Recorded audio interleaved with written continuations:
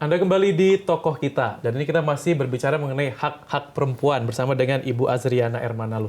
Baik Ibu, sekarang kita akan ngomongin tentang hak-hak perempuan di Indonesia saat ini gitu ya. Kalau misalnya kita tahu ya mungkin tadi Ibu juga sempat mengatakan bahwa sekarang sudah ada yang maju namun ada juga yang mundur. Kalau misalnya kita lihat hak-hak perempuan di Indonesia yang sudah bisa dilihat ini apa saja Bu saat ini yang sudah maju? Ya, kalau tadi kita sebutkan ya hak untuk hak politiknya ya untuk keterwakilan dalam pengambilan keputusan. Yang kita lihat belum menunjukkan perkembangan yang cukup signifikan itu adalah hak untuk bebas dari kekerasan dan diskriminasi gitu. Kita tahu kasus-kasus kekerasan terhadap perempuan setiap tahunnya itu meningkat baik di ranah privat ya di mana perempuan dengan pelaku kekerasan itu berada dalam relasi-relasi personal ya baik relasi keluarga, perkawinan, kekerabatan ataupun relasi intim lainnya gitu ya. Kemudian juga di ranah publik juga itu juga kekerasan terhadap perempuan meningkat setiap tahunnya. Di ranah publik ini perempuan dengan pelaku kekerasan itu relasinya bisa relasi pekerjaan gitu ya, relasi pekerjaan atau bahkan tidak kenal sama sekali di tempat-tempat umum misalnya. Kita tahu banyak sekali kekerasan seksual terutama yang terjadi di transportasi umum, di tempat kerja seperti nah ini kita lihat ini kekerasan terhadap perempuan yang terjadi di ranah publik dan juga di ranah negara di mana negara menjadi pelaku kekerasan terhadap perempuan. Sampai sekarang juga itu masih terus berlangsung ya. Misalnya bagaimana aparatur negara dalam menerapkan sebuah kebijakan itu bisa saja kemudian mengkriminalkan perempuan seperti itu dan juga sejumlah kebijakan yang diskriminatif terhadap perempuan sampai saat ini masih terus menjadi persoalan kita. Nah, hak untuk bebas dari kekerasan dan diskriminasi itu belum menunjukkan perkembangan yang cukup signifikan. Kemudian hak untuk menyampaikan pendapat, gitu ya. Kita tahu kalau kita bicara hak-hak perempuan, ada hak-hak perempuan itu sebagian besar, itu ya, mungkin hampir seluruhnya ada hak yang itu juga merupakan bukan hanya haknya perempuan, laki-laki juga. Kalau kita bicara hak konstitusional, semua warga negara memiliki hak itu. Tapi karena perempuan secara biologis ya, misalnya dia kan memang secara biologis perempuan itu berbeda dengan laki-laki. Ada hak-hak yang itu harus dimiliki oleh perempuan saja karena dia memang dilahirkan berbeda dengan laki-laki. Jadi dalam hal ini misalnya hak untuk mendapatkan cuti haid dalam pekerjaan ya, cuti haid, cuti melahirkan seperti itu, cuti menyusui gitu dan sebagainya. Nah, kalau cuti haid itu tidak bisa dianggap perempuan diberikan cuti haid, tapi laki-laki tidak ada cuti rutin setiap bulannya yang bisa diambil. Nah, itu tidak bisa dilihat sebagai diskriminatif terhadap laki-laki. Ini adalah cuti haid ini adalah salah satu bentuk kebijakan ya. Kebijakan yang afirmatif seperti itu. Jadi mengafirmasi perempuan, memberikan kekhususan kepada perempuan karena kekhususan itu dibutuhkan. Karena kodratnya laki-laki dan perempuan itu berbeda. Nah, biasa ini afirmasinya akan sepanjang waktu ya, tapi ada juga yang afirmasinya sementara. Jadi misal kuota 30% dalam pemilu. Nah, itu bentuk afirmasi yang sementara. Dan juga kita melihat penerapan prinsip afirmasi ini juga belum sepenuhnya bisa dirasakan perempuan ya, sampai kita sudah 21 tahun, sudah melewati 20 tahun reformasi. Banyak hal-hal yang harusnya perempuan mendapatkan afirmasi untuk bisa mencapai kesetaraan dengan laki-laki itu sampai sejauh ini belum bisa terrealisasi sepenuhnya.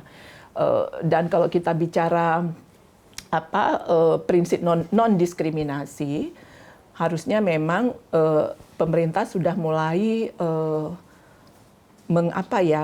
melihat kembali sejumlah regulasi yang sekarang berlangsung di Indonesia baik di tingkat nasional maupun daerah, dan regulasi-regulasi yang itu menghambat kesetaraan untuk perempuan dan laki-laki itu harusnya sudah tidak diberlakukan lagi. Atau regulasi yang kemudian membatasi perempuan karena perbedaan biologisnya dengan laki-laki itu harusnya juga sudah tidak boleh ada lagi. Seperti itu. Misal kebijakan jam malam kan tuh banyak sekali ya kebijakan jam malam. Soalnya banyak daerah punya kebijakan jam malam. Nah, alasannya supaya perempuan terlindungi dari kekerasan.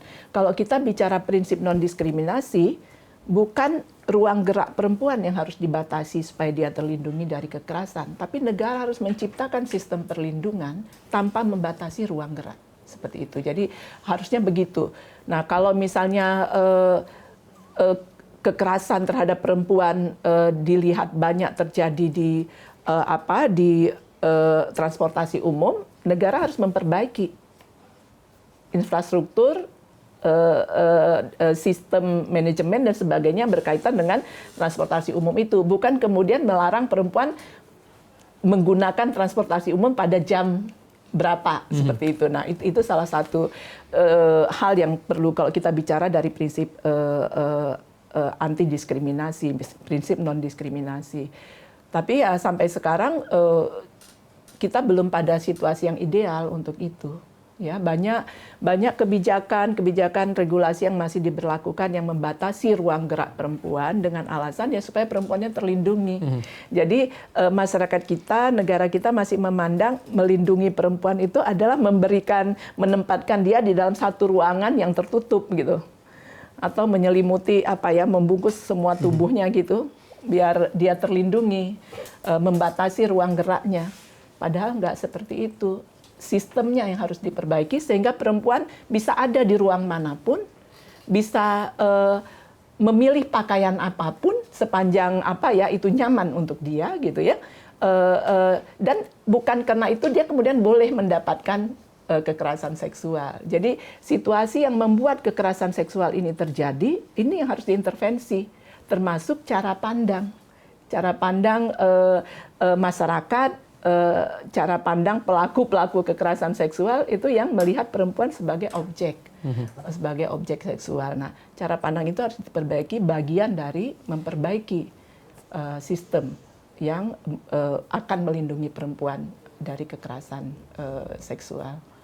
Baik, nah kemudian kalau misalnya secara fungsi, ini Komnas Perempuan sendiri sejauh apa sih Ibu mempengaruhi kebijakan-kebijakan yang dibuat oleh pemerintah saat ini? Salah satu mandat kami itu memberikan masukan dan pertimbangan ya terhadap pengambilan keputusan penyusunan kebijakan-kebijakan. Nah, kami hampir setiap regulasi yang itu akan berkaitan dengan kehidupan perempuan, kami akan memberikan penyikapan. Itu. Jadi misalnya kalau kita bicara dalam konteks saat ini, kami memberikan masukan untuk RKUHP. Ya, RUU KUHP, pasal-pasal yang itu sangat berpotensi mengkriminalkan perempuan gitu. Sebagian dari masukan kami diakomodir, tapi sebagian besarnya tidak seperti itu. Kemudian RUU penghapusan kekerasan seksual, kami sengaja menyiapkan naskah akademiknya. Jadi kami melakukan kajian bersama Forum Pengada Layanan, itu jaringan LSM yang mendampingi korban. Kami melakukan kajian untuk menyusun naskah akademiknya. Kami merancang draft RUU-nya dan menyerahkan kepada DPR untuk bisa digunakan sebagai hak inisiatif DPR.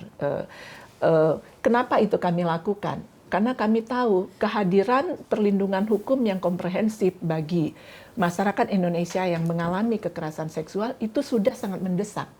Jadi kami mencoba membantu negara ini, gitu ya. Kalau kita bicara negara kan kita bicara ada legislatif di dalamnya, ada eksekutif, ada yudikatif. Nah, kami membantu negara, membantu legislatif dan juga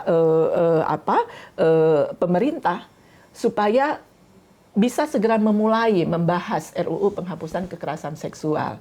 Nah, tapi kemudian ya kita tahu meskipun kita sangat ingin regulasi ini ada karena dia sudah sangat dibutuhkan, tapi kan nyatanya kita berhadapan dengan banyak sekali tantangan untuk bisa mewujudkan keadilan bagi masyarakat Indonesia ya, terutama yang menjadi korban kekerasan seksual. Baik, nah ini kan juga yang sebenarnya kemarin sedang jadi perbincangan orang banyak adalah tentang RUU PKS ini. Nah, kita akan cari tahu lebih dalam lagi usai jeda berikut.